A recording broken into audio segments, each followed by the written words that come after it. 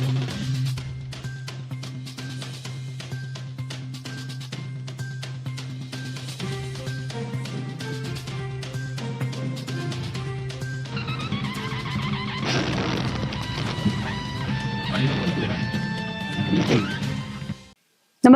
आपण पाहता Hirkani news. Hirkani news प्रत्येक क्षण ताज्या घडामोडी आणि महत्त्वाच्या प्रत्येक बातमीसाठी नेहमी तत्पर. अमित शहा यांना भेटण्यासाठी निघालेले एकीकरण समितीचे कार्यकर्ते कर्नाटक पोलिसांकडून अडवले. राष्ट्रीय महामार्गावर ठिय्या आंदोलन.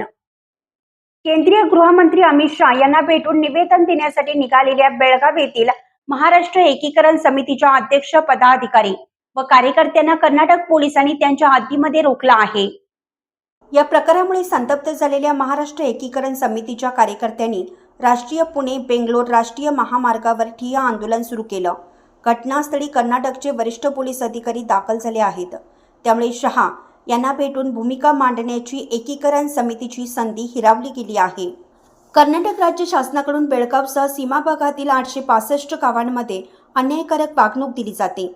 सीमा भागातील मराठी बांधवांनी महाराष्ट्र राज्यामध्ये समाविष्ट होण्याची भूमिका गेल्या 6 दशकाहून अधिक काळ संघर्षमयरित्या मांडण्यास सुरुवात केली आहे. परंतु अलीकडच्या काळात कर्नाटक शासनाकडून बेळगावातील मराठी भाषिक जनता, महाराष्ट्र एकीकरण समितीचे नेते, पदाधिकारी, कार्यकर्ते यांची जाणीवपूर्वक अडवणूक केली जात आहे.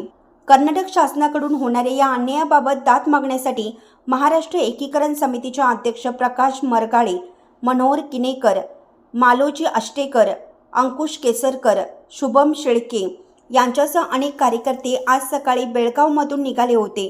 ते सकाळी 7 वाजण्याच्या सुमारास हट्टरगी टोल नाक्याजवळ पोहोचले. तेथे आधीपासूनच आलेल्या कर्नाटक पोलिसांनी त्यांची वाहने अडवली. या सर्वांना कोल्हापुरात जाण्यापासून रोखण्यात आले.